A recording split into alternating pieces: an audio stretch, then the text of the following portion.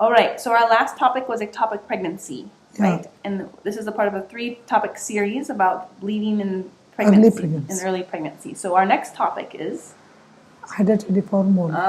you enjoy this topic? Of course. Why? Because they're very interesting to see so many vesicles. Yeah, huge number, bucket full. You like the pathology. And because early detection is key to treatment, right? You like those cases, early detection prevention. Yeah. Okay. Take it away, Dr. Garrett. See, trophoblastic tumors are classified into gestational trophoblastic tumors and non-gestational. Gestational trophoblastic neoplasia, in short GTN. These tumors arise in the epithelium of the trophoblast. Trophoblast arising from fertilization of an ovum and does not include the primary choriocarcinoma sometimes found in teratomas. And we discussed this earlier. Teratoma is the sac with some tissues like teeth, hair, other kind of tissues. Classification of GTN. Number 1, vesicular or hydatidiform mole. Second, invasive mole, that is chorioadenoma destruens. Third, choriocarcinoma. These diseases are a spectrum of a single disease. The most benign will be hydatidiform mole, and choriocarcinoma is the malignant. Malignant. Scariest.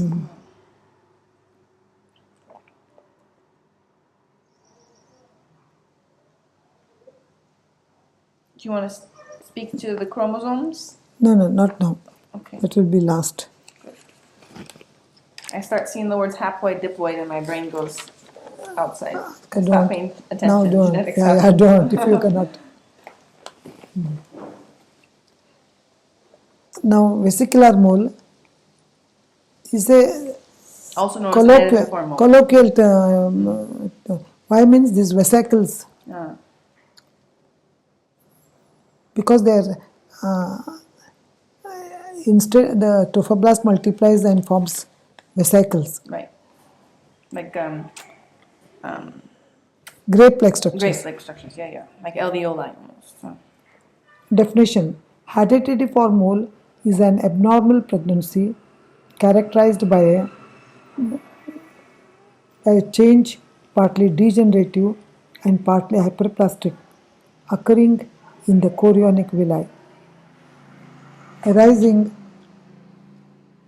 causing them to take the form of cysts, and this is usually associated with absence of an intact fetus.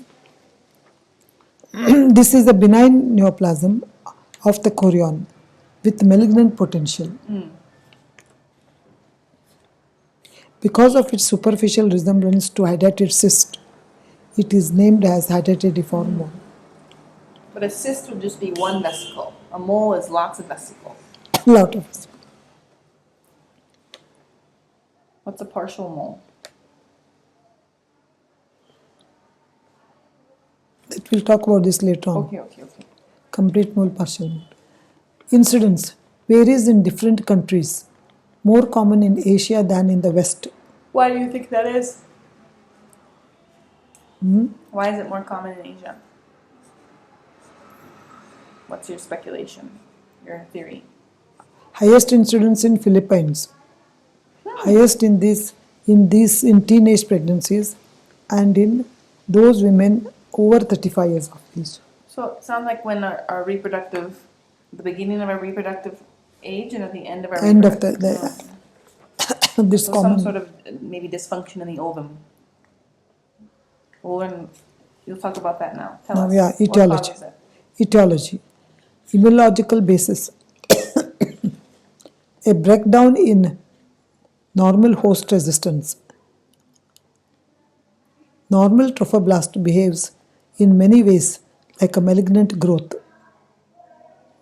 It locally invades maternal tissues and fragments of it enter the blood stream to lodge in the lungs. These properties, however, are normally controlled by some sort of maternal immunological reaction, so that the invasion of the uterine wall is limited and any extra uterine deposits are destroyed. In this respect, it has to be recognized that trophoblast is made of tissues which are only 50% maternal. The paternal contribution is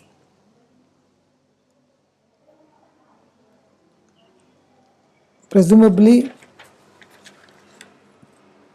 foreign to the host.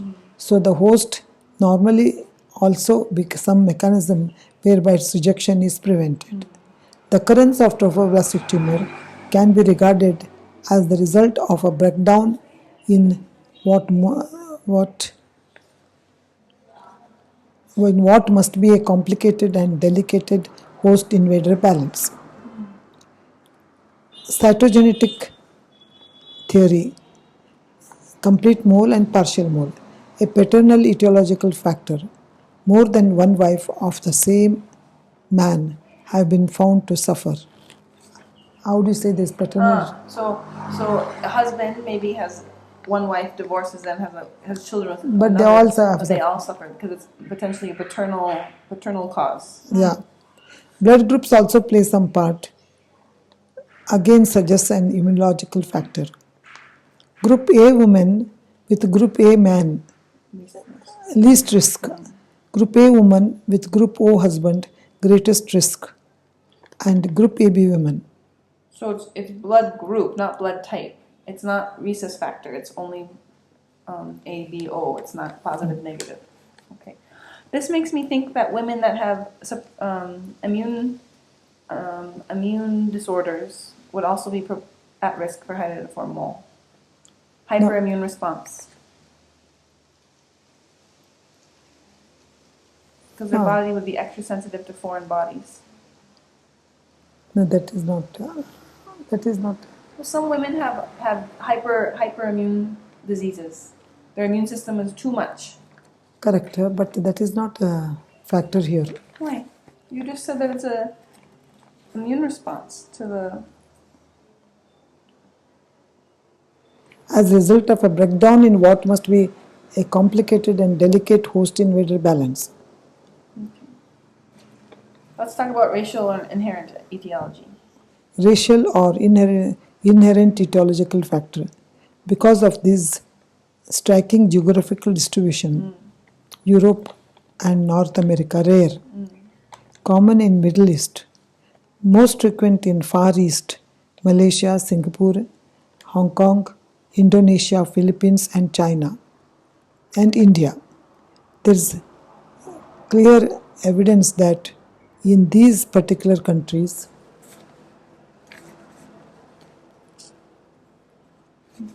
Wait. Yes.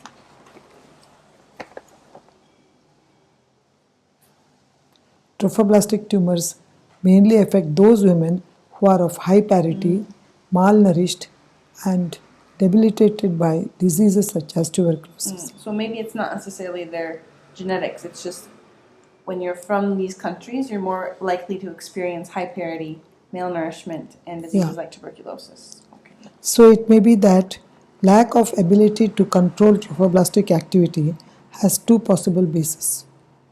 An inherent or immunological one. Second, one which results from malnourishment and debility. But it's probably a combination of the both. Combination probably not of one or the other. It's probably some combination.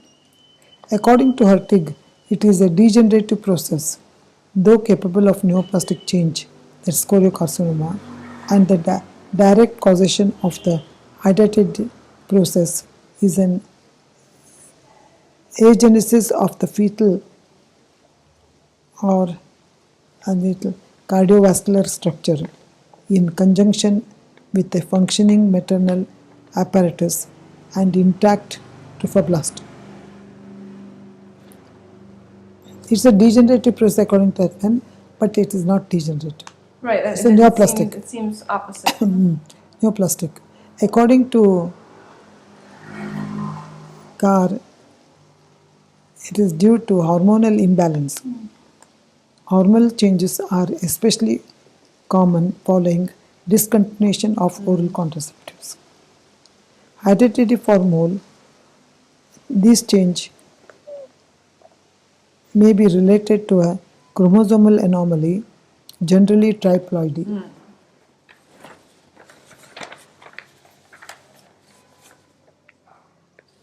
Then immunological factor.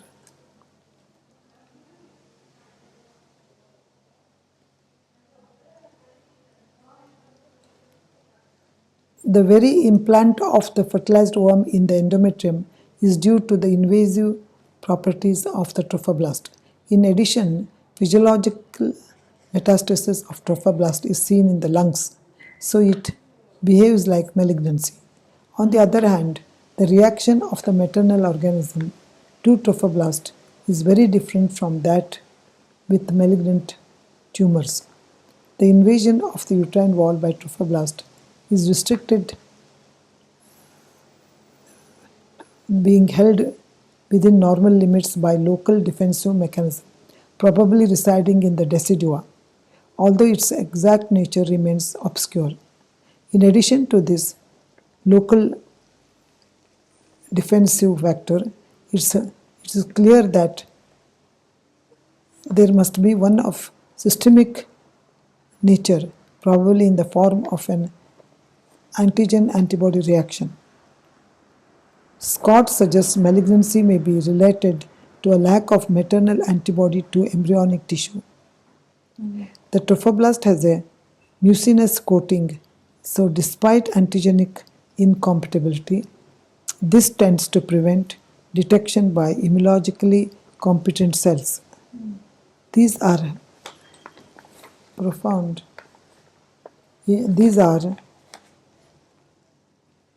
There are profound immunologic factors in the failure to reject trophoblast, precise mechanism uncertain. Spontaneous lysis of the trophoblast, which reaches lung tissue in normal pregnancy, occurs. In normally regressing trophoblast, there is some antagonistic or the absence of a stimulating principle. So the lesions of the trophoblast depend on the normal invasive property of the trophoblast as well as the resistance which the organism puts up against such invasiveness. It's a highly involved immunological response, no? Or lack thereof. Yeah, this. Okay.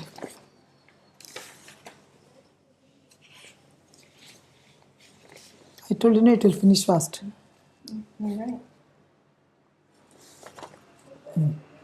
Pathology. Pathology. Macroscopy. The cysts begin to form from 3rd to 5th week when the feto-maternal circulation normally becomes established. The time feto-maternal circulation is getting established, that time cysts form. Now, vesicular mole is a potentially malignant condition.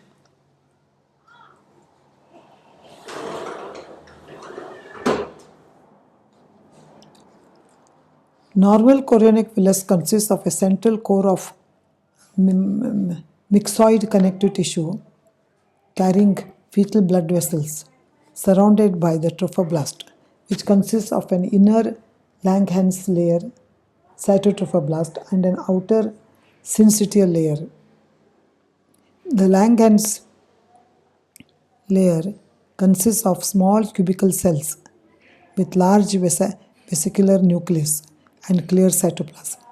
The syncytial layer, this can be 2 to 3 layers, consists of large cells with deeply staining cytoplasm and numerous uniformly deeply staining nuclei, irregularly distributed. This layer is derived from the trophoblast. After the 4th month, the Langhans layer slowly atrophies, while the connective tissue core becomes more fibrous and more vascular. The pathologic changes which characterize hydatidiform mole are trophoblastic proliferation. Second, all the three layers segments are involved. Trophoblastic, hydropic degeneration of the villus stroma, scantiness of blood vessels. You get like this. You got it, no? There's three layers that change. Trophoblastic proliferation. Right. So the embryo is. And the connective tissue undergoes hydropic degeneration. What does hydropic mean? It means water. Water. Degeneration, watery like vesicles will form, no? I see. Hydropic degeneration. Which is really proliferation, hydropic proliferation. Scantiness of blood vessels, because In the vessels. in the core, blood vessels will be there because of this trophoblastic proliferation. The vessels get compressed. I see. Villus pattern is Distinctly? is I think distinctly. distortly. It is destroyed. Destroyed. Villus pattern is lost. Huh. Trophoblastic proliferation. The most important factor in Hydatidiform mole. mole is the trophoblastic proliferation involving both the Langhans layer and the syncytium.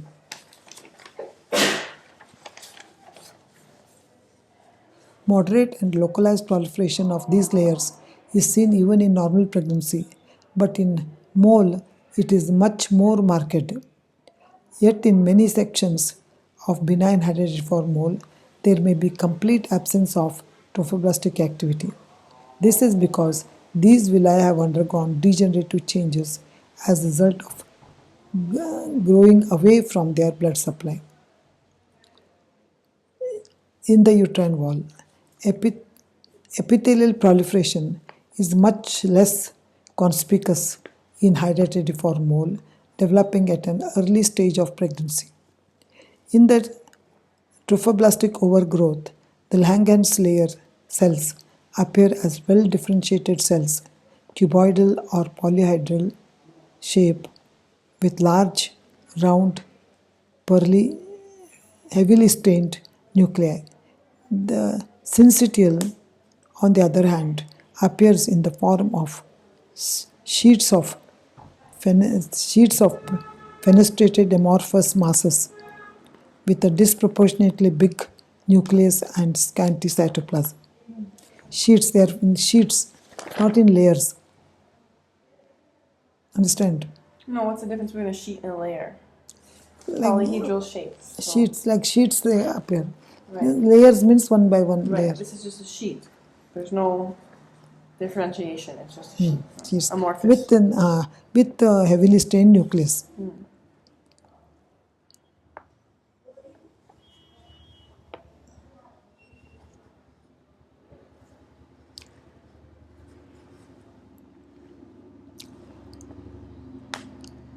Distension is due to secretion rich in HCG. In the central core, the degenerative process occurs in the connective tissue, and those secretions accumulate there, rich in HCG. Liquefaction of the stroma. In the villi, the stroma It also that liquefies. gets liquefied. The hyperplastic villi remain confined to decidua.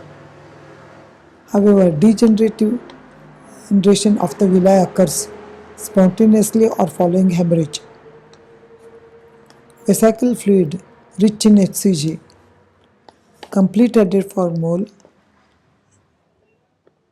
and incomplete. These are two varieties. Later I'll tell you the difference. Now I'll tell you the trophoblastic two layers and the stroma central core in the villi. We'll talk something about stroma. Marked edema myxomatous degeneration, absence of blood vessels.